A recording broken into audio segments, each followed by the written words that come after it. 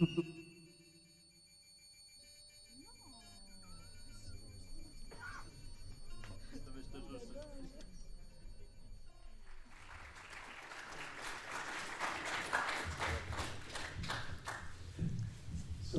I'll conduct a Q&A in English, but of course, feel free to switch in French, you know, if you're more comfortable, and I think you kind of can do it very bilingual, very free form, so feel free. Yeah, first of all, thank you so much for the wonderful films. Since we did the intro a little bit fast, I kind of wanted to, you know, I thought you all studying in order of the program, and maybe we can have some introductory questions for each of you, and kind of by way of an introduction of, you know, each film, and then we can sort of have a cross-lateral conversation about, you know, each other's films and program in general. Okay, so my name is Ariane. I co-directed with Paul the first film. Douce, prisonnière is actually a film we shot quite impulsively while researching for a feature film we're writing. The feature film is set in the region of Beauce in Quebec, so that's where we shot the film. We've been there a lot, and we recently had just heard about an old bakery that got turned into a Bitcoin farm. So that kind of struck our attention. And yeah, Douce prisonnière is just like a portrait we made of the place itself and Stevie, the guy that's there all the time. I don't know if you want to add something. Yeah, I think we didn't know if we were making a movie. It was just like research, and then we put the images together, and then yeah, that was a movie. I mean, you say that, but there's a very kind of deliberate construction around ghostiness and around the past, you know, leading into a very uncertain future, you know, symbolized by, of course, the very, you know, uncanny, very jarring and slow revelation of the Bitcoin farm, but also his sort of, ghostly escape. And I wonder, it's one thing to capture images as research, but I wonder where that came from, right? I think Stevie talked about one of the ghosts, about that guy that thinks there's a ghost that's moving stuff around, that he cannot find his stuff anymore because of the ghost, and then there are a lot of stuff in the place. So. And I think that's why we started with the ghost. Why is there the ghost at the end? And for sure, I mean, the film we're writing is happening in the future, so we were, in fact, thinking about the future a lot. And I guess it comes naturally with some sort of inquietude. Mm-hmm. And also just the place itself was so hard to be in.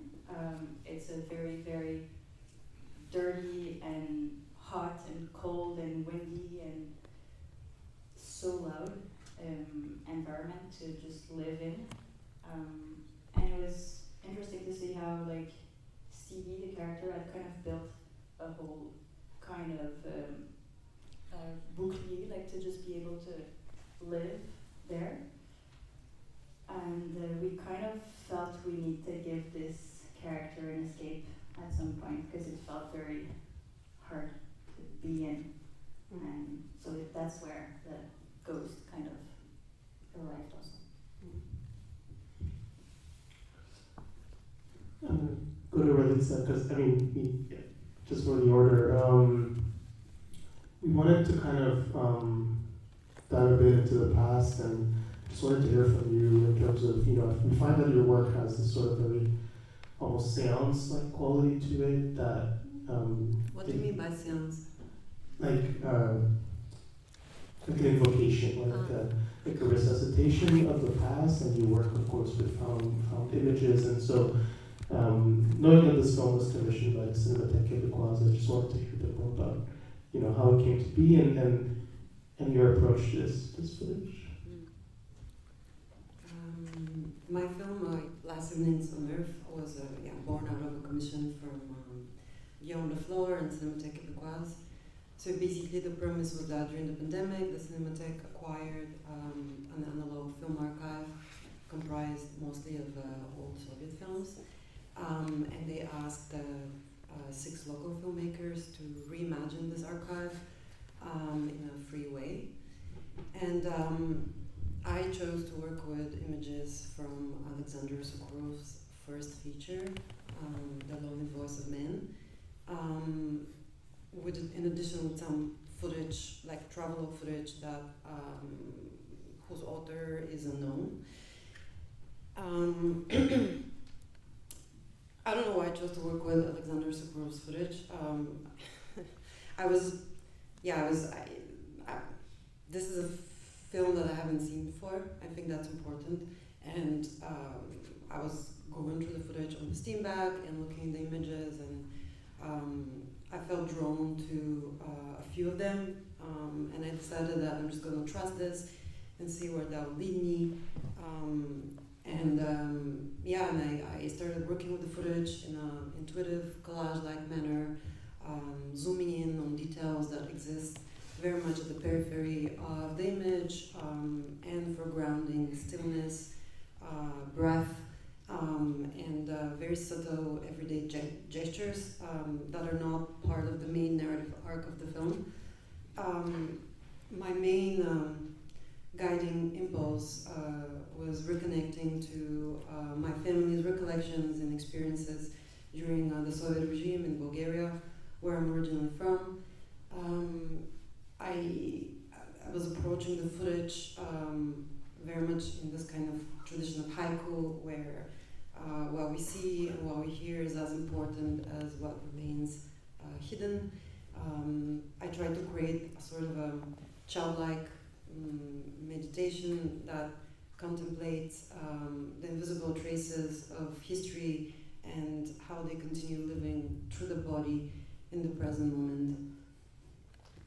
Yeah, I love how you kind of, I say seance because there's this sort of relationship to a past that's that's completely disappeared. And I do love this idea of attempting, it's not so much a recreation, and I guess we can get to that with Samurai's film, but it's attempting to, for you, right, to reconnect with your own history through somebody else's footage, somebody else's traces of the past. And I very much try not to, this is all, in all of my work, I don't like the idea of representation. The kind of cinema I love is a cinema of evocation, a cinema that creates space for the viewer to find something that relates to them. Samuel.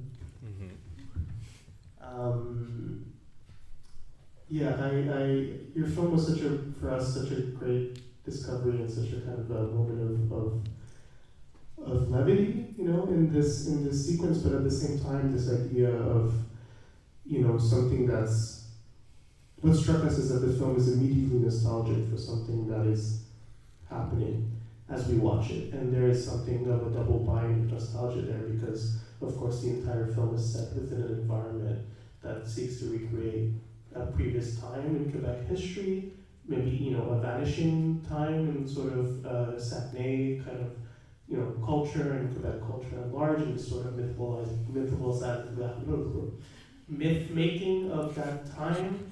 And at the same time, there's something so sweet about watching these young adults kind of do what young adults do, which is work these kind of ingratiating kind of jobs, and you feel as you watch it that this time is a brief kind of window into their lives as well, and that's going to disappear very soon.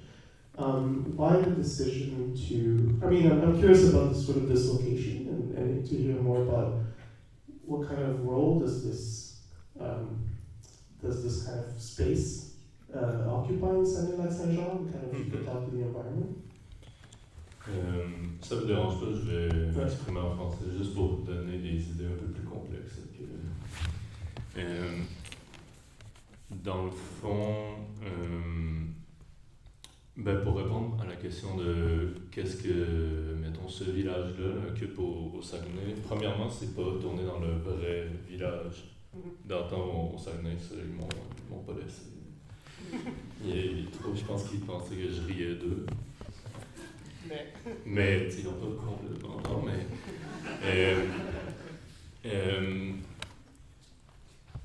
Non, c'est ça. Je pense que, premièrement, c'est une grosse attraction touristique quand même. Là, c'est que c'est utilisé au final comme. Je sais pas à quel point ça rend hommage à un vrai passé québécois, genre, d'une certaine façon, oui, mais c'est comme.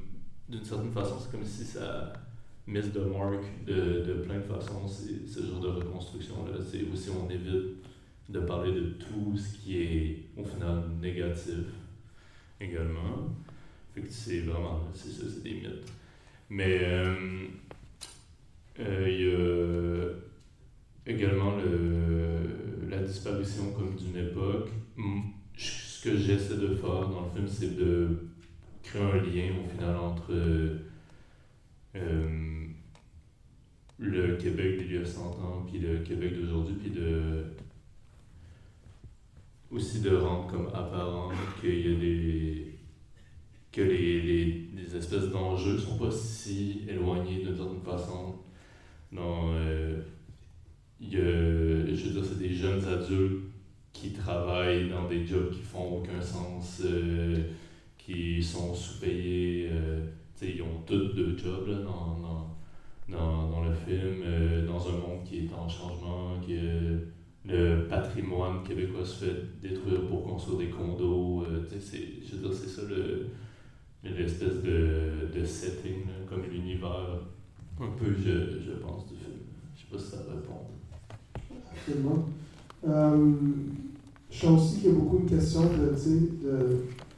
c'est sur un Québec qui se cherche aussi là-dedans, tu sais. Oui, clairement. Tu sais, j'aime beaucoup, en fait, ce que tu fais avec les pour moi, il y a une scène charnière avec les conversations, entre la scène au bar, où il y a comme une sorte de conversation périphérique, tu sais, sur le niveau de francisation.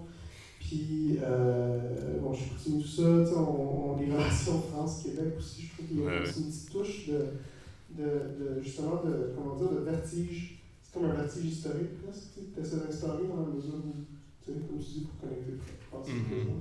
Mais il y a comme plusieurs, j'ai l'impression qu'il y a évidemment comme l'espèce de temporalité 1923-2023, c'était comme ça le gap de 100 ans du film, mais il y a comme plein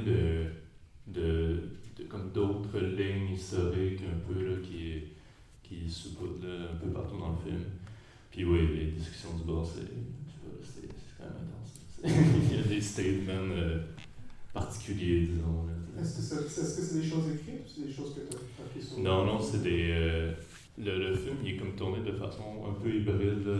C'est une fiction, mais il y a vraiment beaucoup de méthodes documentaires utilisées, puis ça, c'en est une. Fait que c'est des discussions, c'est des vrais gens qui disaient ça. Moi, je sais pas si j'aurais eu comme la créativité et même comme comme le guts de vraiment écrire ça, mais après ça s'est retrouvé dans les fichiers, puis j'étais comme, ben là, c'est ça les discussions du bar, je vais pas comment aller réenregistrer, puis au final, malheureusement, ça documente quand même une réalité de ce que les gens disent et pensent. Mike, what a moving film you've made. Thank you so much for sharing it with us. It feels, both like a privilege and to be able to share in that moment with you. I feel like when we saw the film, it felt almost too close. And I'm fascinated with the way that you're able to, open up your personal archive in this way, and at the same time combining it with images that are, the composing of the found footage kind of project. Images that are so, I almost want to say, they're so violent in how banal they may be. I feel like, images from advertising, images from what feels to me like corporate videos, the images found on the internet. It creates an incredible kind of dislocation between the warmth of memory and this sort of, really harsh future. And I think there's something we try to do here at the that's kind of self-evident, but you know, the entire program is about the possibility of the future in regards to the past. And I'm just curious, yeah, about this stark contrast between these images that you put together. Like the words that you just used, and the only words that I could use now, they're stolen or borrowed, and they inhabit my body in a certain way. They inhabit, yeah. And there's a question of how we might arrange these stolen pieces that live inside us. Some of them are welcomed, some of them, and some of the most important ones, of course, are unwelcome, difficult to find a place for. But I think they all belong somehow. That's that's a question. What is there an effect that you're trying to achieve in terms of these sort of unwelcome or pop cultural kind of images in your films? I think my hope with this film, as in so many, I really wanted to make a movie that where the images would speak, to use a bad phrase, that they would, as we saw in so many other parts of the program, that images will evoke, as you said, or tell their own story. But as usual, that didn't work out so well. So the day after my mother died, I wrote her elegy, the words that I would speak at her funeral. And that was the script, unchanged. It just came out in a rush or something, and it became a script of a kind that would be followed. I'd spent 10 years in a sort of Buddhist cult, and we spoke a lot in that time about preparing for death. I guess death would come at the end of an exhale, and breath was a very central technology of the practice of that group. But I didn't really know what those words meant until I was there with my mother. I'd been with my father when he died. It was very slow fade. And I saw how it moved like a very slow wave through his whole body. And he just let go. It was so easy, graceful. With my mother, you know, she was a larger than life figure who had the energy of 50 people that were packed inside her body. She'd undergone certain kinds of violences during the Second World War that sort of raged through her, and it allowed her to do so many things, including, surprisingly, being prepared for her death. And what I saw, which is what I tried to describe, what those misty buildings are about, is how she returned to all these, like the hardest parts of her life. You know, and I saw that, as I learned to do in that cult, you know, I was breathing with her, and I saw what she was doing, you know, what we would call body work, you know, and she was digging deep inside her body where these pieces, you know, the unwanted pieces resided, and she was letting go, you know, just letting go, and untying all those knots. And it took many hours to do that. And the hardest knots were, you know, up here. They were about the things that she couldn't say, or the things that she did say that she regretted saying, or, you know. And then there was this long period of stillness. It was a few hours. And then she, as I said, you know, she just burst into this song. It was a really incredible, like beautiful moment. She was in the crossing, you know, and that was the song of the crossing. I knew as I was making the film there would be no way to recount this, or to show this, or allow it to share it, really, you know. So this is what happened instead. Thank you. Nathan, I had a prop that I think I put over.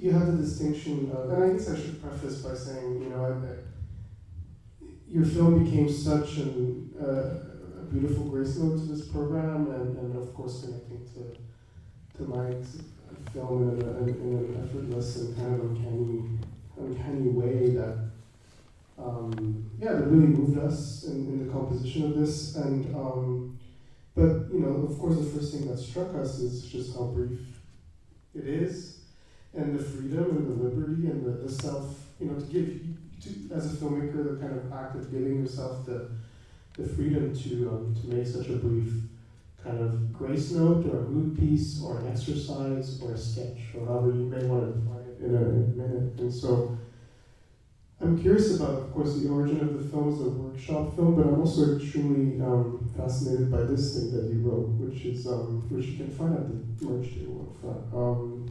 It's called Blue Stomach Notes, and we've been joking that Blue Stomach is the shortest film in the program, but the most well documented. So you offered us a few aphorisms that I do want to read, actually, if you would excuse me.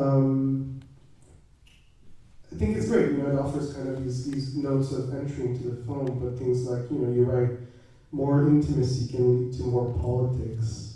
You write films for the sake of films. You write, anyone can make a film like this. You arrive somewhere with a camera, you make observations, you have a plan. A family, a small boy in the house, he calls out, where has the mother gone? He is alone. It's full of these little nuggets of like really amazing insight into your process, and so I do want to hear about all that. Yeah, so the film was made in Mexico as part of a residency, and it's about 2 weeks long. It was sort of not guided, but the Portuguese filmmaker Pedro Costa sort of facilitated, and we would speak with him, and he would sort of help us and give anecdotes and push the films along. I think the brevity comes from the structure very much, because even within 2 weeks, there was 5 days of filming and 2 days location scouting, like 1 day ideation, maybe 3 days editing, something like that. And the first day was location scouting, and honestly, I didn't know much about the program other than, you know, I like Pedro Costa's work, and I like to make a film, so that's appealing to me.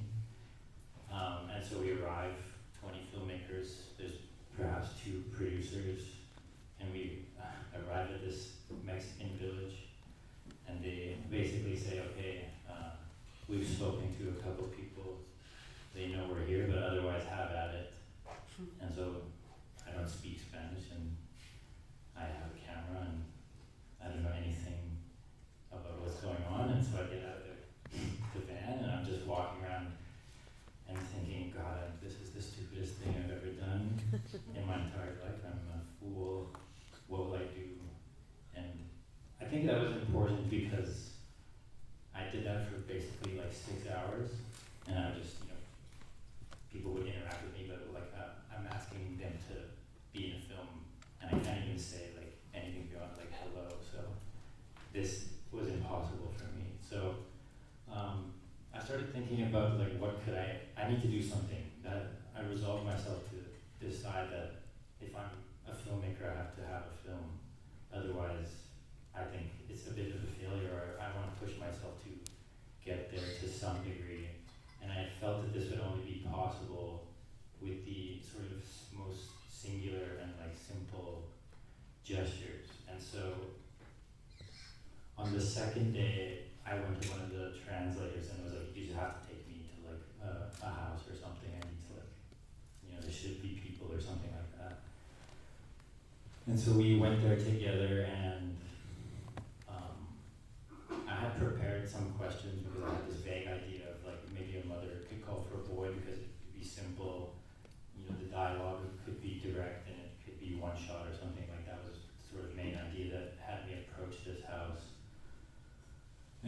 point there, I had questions prepared for the mother, like, it's in the book, it's like how, what do you make of your own motherhood, what do you ask of your own mother, what do you think of your children, etc. And she was extremely generous, like to the point that I found it very touching, and just by nature of the question, she started speaking about spending a lot of her time in orphanages. And for me, that was immediate because I needed some kind of physical or like non-verbal connection in order to move forward with the film. And I've spent a lot of time living with orphan children when I was young. And so this became obvious to me immediately. Like that's a sort of material that I could understand without having to, talk to them much, or because, other than the hallway shot, I think it was mostly observational, and that's what it was. Every day I would go to the house and we would just hang out kind of in silence, and somehow they were fine with me just sitting there with the camera. Even the first shot that really struck me was this boy in the hammock, and to me, I can't believe it because I just go into the room and he's there. He's never seen me, but it's just like it doesn't matter to him. It's like completely unimportant that I'm there. And I think that was special to me also because there was two other boys, but the young one was like the most uninterested in me being there. And by nature of that, I think he was the most like honest. Like everything he did was just like true. Like he wasn't thinking about, oh, I'll walk this way because it'll like make me look cool, or like, the teenagers they would pose and stuff. I'd be like, could you stand there? And they would be posing and like looking over their shoulders and stuff like that. But he just, like, he didn't care. And then like, he would also quit like so quickly, which I think was good. Like he just was not interested, and that allowed him to be himself.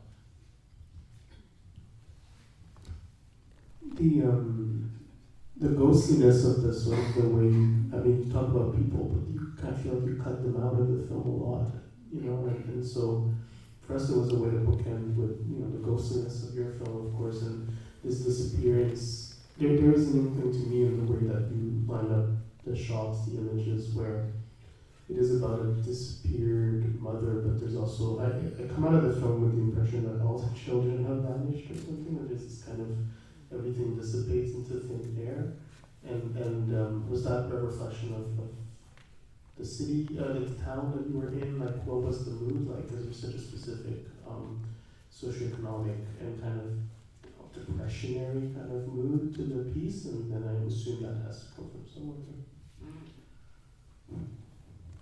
Well, I think that I don't know much about what goes on there, and I think that is part of the erasure, is that I'm not sure it's fair for me to put much in front of the camera, which I don't understand or have a relationship to to some degree.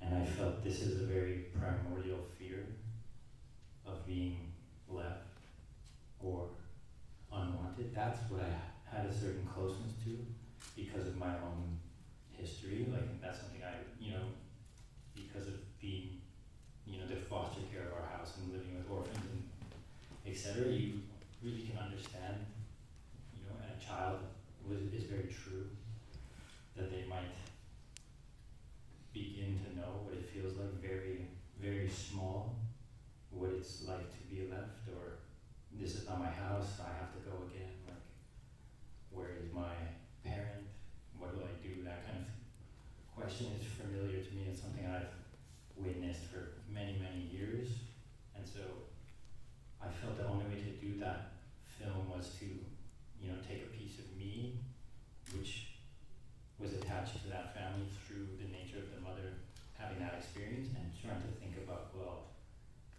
how does that affect her relationship to the boy? And I think that's sort of how the structure of that film emerged. It was less of, I spent basically no time trying to think about, like, I don't know this history, it's not going to work because I have no time, and it's not going to mean much if I try to approach the film in any way that's like beyond this one simple gesture. The question, this is a question for all of you, so feel free to take it in order, but like the question of nostalgia and melancholy, I think, is the thing that sort of emotionally kind of structured it the most for us. And it's something we've been exploring throughout the program, this sort of sense of loss of the way the world was before, quote unquote, which is of course always an illusion, something we explored yesterday in the program, the permanent tourist at Autant, for example, a sense of a loss of the future. I wonder how you relate to this concept. I think there's a sense that the world is getting increasingly difficult, but that we must, persevere. And there was something kind of emotionally naked and emotionally true about just the frequency of all of your films, right? What happens when something vanishes? What happens when something goes missing? Now, and how do you relate to the future?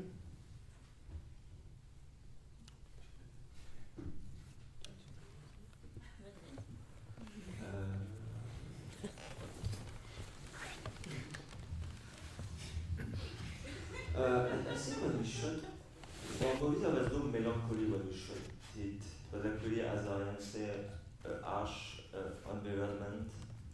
It was the music that Sylvie was listening. I think the melancholy appears afterward. In the process, it was not at all when we shoot. I think something we realized for us, all what you're talking about was something that appeared in the second movement, when we started to put the images together, and there was this world, the Bitcoin. So I think it was we shot just before the beginning of the new mandate of Trump, and we were listening to the speech or something, the news when we just finished the shooting. So all of this appeared that later on, and in the images was not here, and it revealed itself to us through the editing, through putting the music also that Stevie was listening, and the ghosts and all of that. So it was.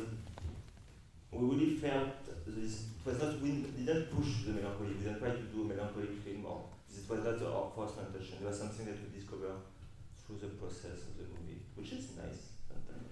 You like that? I guess like the slightest spark maybe of like melancholy or like insecurity was the kind of reflection we had that Stevie kind of became some sort of like slave to this new technology that's very new and very worrying for us. So I guess that was and just like I said, it was so violent, the place. So it felt like a kind of like new slavery somehow. So maybe that was the kind of worrying aspect of it.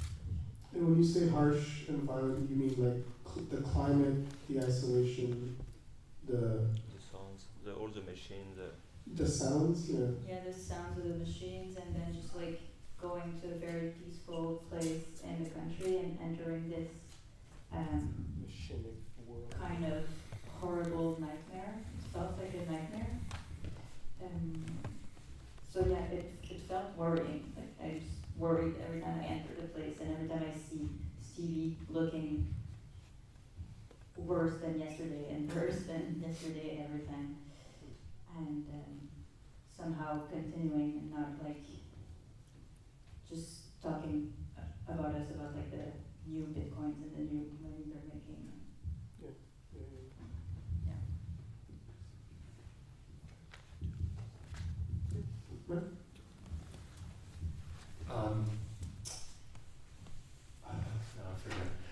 Nostalgia has something to do maybe with the wounds of returning.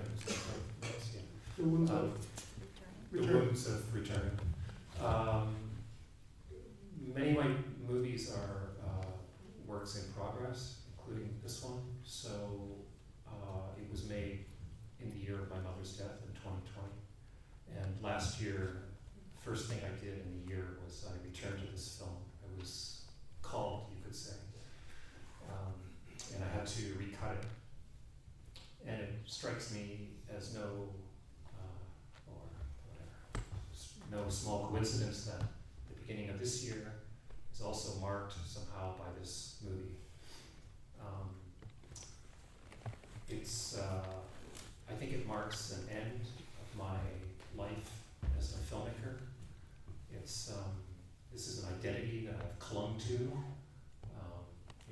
shore up the ruins, you could say.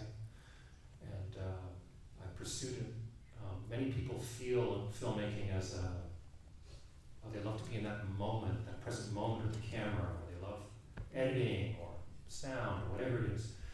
For me, filmmaking's always been a feeling. It lives right here in my chest. It's been this propulsive, irresistible, undeniable drive, just like an addiction. And that drive is there in the daytime, the nighttime, weekends, no holidays. And so after all these decades, okay, it's time to follow this final lesson of my mother, which is to let go of this addiction. For me, that's what the future looks like. It's hard, how satisfying it is when someone asks, as they always do in Toronto, not how are you, but what are you doing? And you are what you're doing, in a culture that's framed around production, incessant production. But my only answer now, and I don't know. And the not knowing is very, in Zen, not knowing is a very precious quality, something to be nurtured and cherished. Very difficult to stay in the place of not knowing. But for me, that's what the future looks like. If I may add something. Well, the Alexander Sokurov's film, The Lonely Voice of Men, deals with the Soviet reality in the 1920s, which is right after the Civil War in Russia. This was a period marked by extreme poverty and depression. And the film follows a young soldier who returns to a remote village where he falls in love with a young woman called Luba. But basically their future is impossible because they've been haunted by the traumatic memories of war. And for me, one of the reasons why I felt attached to this footage is also because even though it appears kind of like nostalgic because it's analog and grainy and all that, but actually it is uncannily present. It is as if time hasn't happened and we just keep spiraling in the same place. And in this realm, I was thinking of something that Bellatar, I was watching an interview with him and he was basically saying that stories are not important and we don't have to think about stories because all the stories have already happened and we're just repeating them. So in some way, like when we think about the future, or when I think about the future, I wonder what is the way that can break this cycle of constant repetition, of how can we move forward. And I'm not sure if cinema is the place to do that. Je peux ajouter quelque chose, mais pour bondir là-dessus. Comme tu disais qu'il y avait un rapport à la nostalgie, mais moi personnellement, j'ai le temps comme un peu dire que mes films ne sont pas nostalgiques, au contraire, justement, qu'ils sont beaucoup plus à propos du présent, vraiment d'un rapport au réel, et d'éviter le plus possible la nostalgie lorsqu'on essaie de développer un rapport ou un discours historique. Fait que j'ai l'impression que le film essaie beaucoup plus de faire ça que d'engage avec une notion de nostalgie, en fait. Mais ton film, je vais apprendre en français.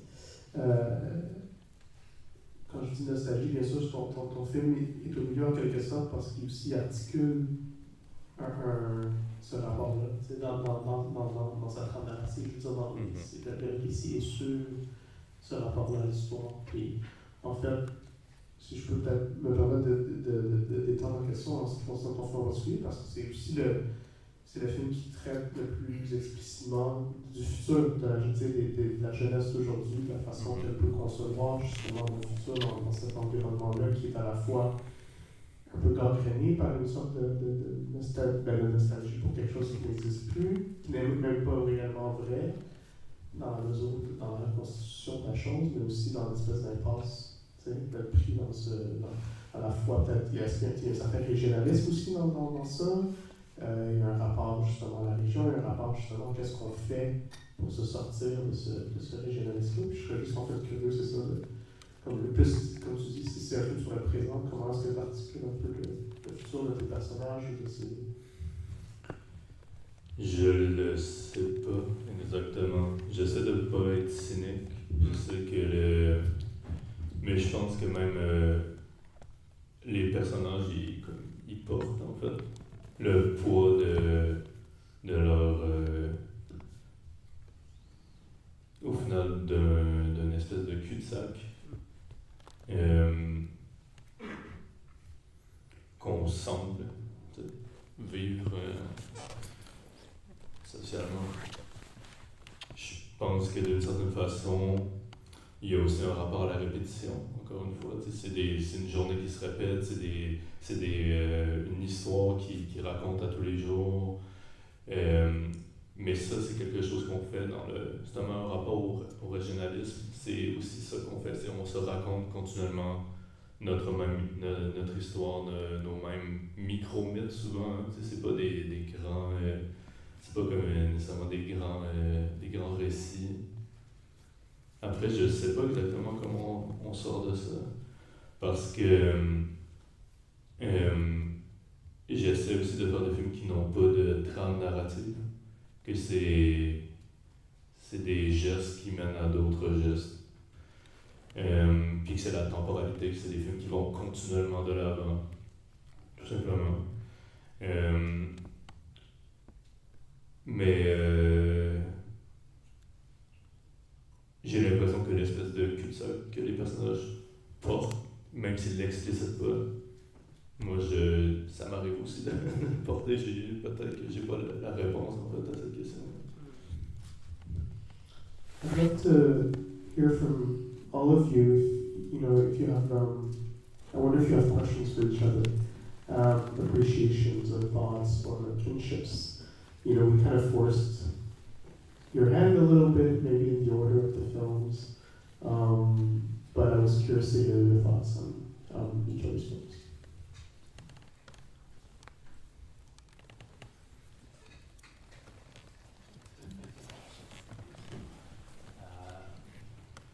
It's a pretty straightforward question just for the first film, because I have an impression for myself of attention just being a kind of a form of affection, which I sense in your film to a degree, but there's also a lot of distance and just physically, like the camera's my impression of the film is the camera's very far away often, and I think some might interpret that as being, unromantic or lacking in intimacy or humanity, or so I wondered if you could speak to those choices and whether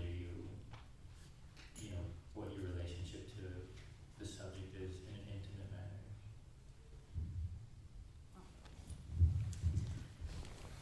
I guess Stevie was like a very interesting character in the terms of we're used to working with non-actors. I guess in the past we kind of fell in love with so many people that we kind of wanted to film them. As for Stevie, we kind of felt attracted to the place before feeling attracted to him.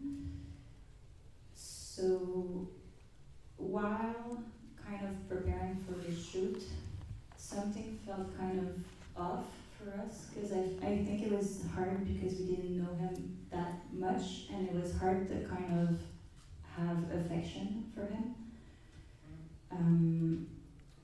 I think when we realized that, we kind of switched our perspective and kind of really tried to, get to know Stevie more and look for that love for him, because it felt very tough to be like filming him without loving him. So that kind of came throughout the process, and I guess the distance we kind of felt necessary to just kind of, since the film is so much about the place also, that it was kind of portraying him moving in that huge space. Eventually we get closer to him. I feel eventually we get closer to his kind of soul in the film. So yeah, that was kind of like our approach during the process, and I feel that's kind of how we're getting into him also in the film. I don't know. Yeah, completely. It was interesting because it was the first time we, while we filmed someone that we didn't know really well, and it's so, I don't know, it's so difficult, and for us at least, to film someone that you don't know deeply, and how do you shoot them because you don't know them deeply. So it was tough for us at the beginning, and I think maybe it's in the movie that is all this question we had, and we had to know him. We spent a lot of time. We started to shoot and then stop because it was off, and we spent way more time without the camera with Stevie. And through that, maybe we found a way to portray. A bit like you said with your own character. Well, I'm just thinking because like one of the things that really stuck with me when we had conversations with Koshta, because he has this film called In Vonda's Room, which he's filming basically junkies in a poor neighborhood in Lisbon. And after the film, like he's there a whole year every day with them in a very small room. Like I don't think he can get more intimate than that. And even after then, he did like a community screening or something, and they were like, "Oh, this is a film for you. Like this has nothing to do with us." And so I think that's the nature of films, is that there's always going to be a bit of a gap, or there's a bit of harm involved necessarily, or there's always a little bit of distance, and it's a bit unromantic to think otherwise, or that you're like doing something special, even though it's a collaboration. There's always going to be choices being made that will probably upset people. Yeah, I think just to be sure when you're clicking on the button, like, okay, I'm comfortable now. I know enough to film this person, at least for us, and then I can start to shoot it. Even if it's still, as you said, there is always a gap. And I guess the setup was so unromantic that we didn't feel the need to kind of put some sort of romance in that film. Yeah.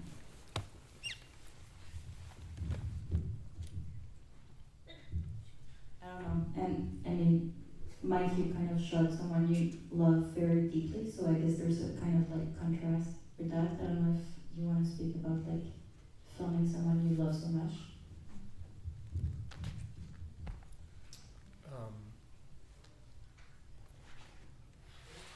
The way it always works in families, after my mother dies, my sister says to me, "Oh, Mom really was hoping for many, many years that you would make a film about her."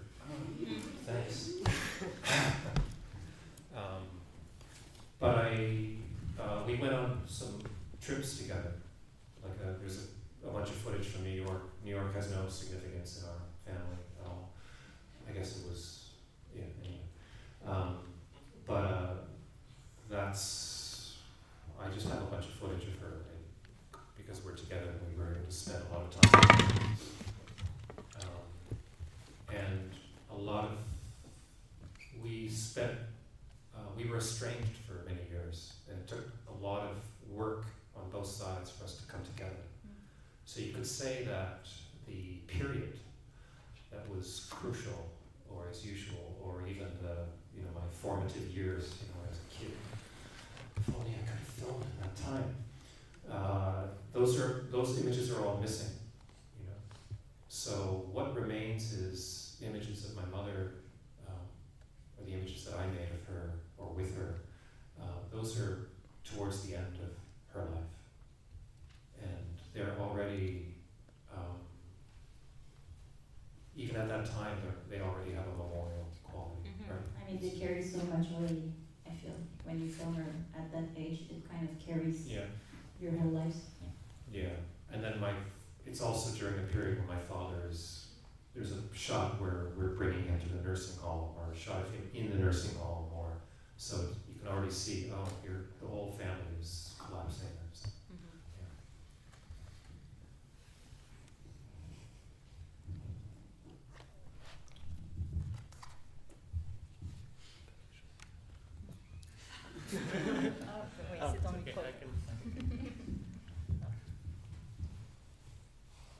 What I was questions for this. I wonder, what's the feeling for you in terms of these? Because you say you connect these images to your own family, and in some sense, what you're doing is not that dissimilar from what Mike is doing, except you're doing it in a perhaps more abstract way, a way that needs a bit of unpacking, which is kind of great. Emotionally, how do you approach these images? Or once they're cut together, or even before. I mean, Mike spoke about the idea of an inhale and exhale as something that speaks about death and this ritual of this transformative ritual of death, and then there's this very striking image in your film with your mother's basically what I feel like it's her last breath. And it really reminded me of my grandmother, because I grew up with my grandmother and she kind of died in my hands basically, and I was 16 years old, and it was I don't know, this very strong image in my head, and this kind of long, deep breath that disappears at one point. And when I was working on the found footage, the way I work in general as an editor is I don't know what I'm doing, and I kind of let myself be very lost. And then something happens, and then I find my way in it. And in this particular film, I felt that it was only when I started recording myself doing these very long inhales and exhales, something came. And I feel that's something that I wouldn't put in the film in a very direct way, but for me, I felt like it was me talking with my grandmother. At a moment in my life where I felt a lot of rage about everything that's going on, and seeing so many of my friends suffering because their homes are disappearing, and the way we talk about things, and the lack of empathy I feel exists. And so while I was watching the program, I felt like that yet our films echo each other in this strange way where I feel like I'm doing something that he's actually talking about. I don't know how to say that, but yeah. Can you talk about the cuts? Which cuts? The cuts, you cut the image. I don't know, editing is a violent process. And it's this, I like thinking of memory as an architectural thing that operates through fragments, impressions, and repetitions. And for me, this repetitive, I'm repeating them, but they're also slightly different here and there, and the colors are different. But it's this idea of building an architecture of something malleable, as memory is. And also this idea of a childlike game of like building blocks and seeing what will happen. Thank you. I'd love to open it up to the audience if you have any questions.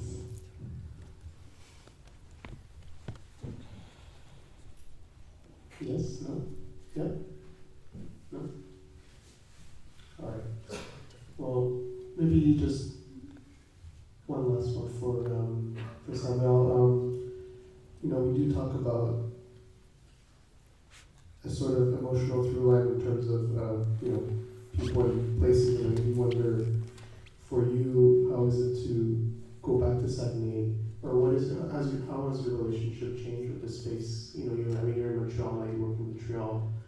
we like to think that Montreal is the center of Quebec, and it's not the case. And to an extent, I think like, that was kind of, maybe I'm kind of betraying myself here and saying that part of the appeal as well was kind of get that perspective, and in the film, it's such a, it's so committed to that perspective, and so I just was wondering what's your relationship to this?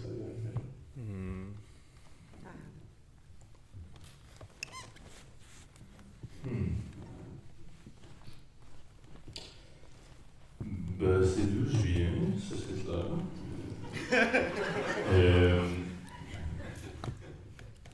Non mais c'est drôle comment ça évolue nos relations comme à notre ville natale, etc. C'est du back and forth. Je sais pas à quel point j'ai comme un discours développé sur ma relation étrangement dans le sens où c'est comme... C'est normal. Non mais dans le sens où c'est tellement un film à propos de cet endroit-là d'une certaine façon profondément. Mais ça pourrait se passer n'importe où au Québec, à l'extérieur de Montréal, j'ai l'impression. D'une certaine façon, toutes les petites villes ont un peu le même schéma en ce moment, où ce qui fait qu'une petite communauté est intéressante et différente, et aussi une identité, tend à être effacée par notre rapport à l'économie. Un petit café va fermer pour qu'un Starbucks ouvre, comme je faisais mention tantôt, un quartier historique va être rasé, on va mettre une autre rangée de condos pareil comme toutes les autres. Fait que d'une certaine façon, c'est un film à propos du Saguenay, mais c'est aussi à propos que le Saguenay devient de plus en plus ressemble à une banlieue lambda. Fait que mon rapport peut-être à la région, du moins maintenant, c'est qu'à chaque fois que j'y retourne, j'ai l'impression que ce processus-là avance de plus en plus. Puis ça, c'est vrai pour n'importe quelle région éloignée au Québec, c'est vrai pour n'importe quelle probablement région éloignée au Canada, aux États-Unis. C'est comme il y a des spécificités évidemment, mais ouais, d'une certaine façon, ce film-là est à la fois très spécifique et parle de thématiques qui peuvent toucher n'importe quelle place qui est à l'extérieur d'une métropole. Merci beaucoup. Ariane, Paul, Samuel, Ralitsa, Mike, Nathan, thank you so much for this beautiful program. Thank you.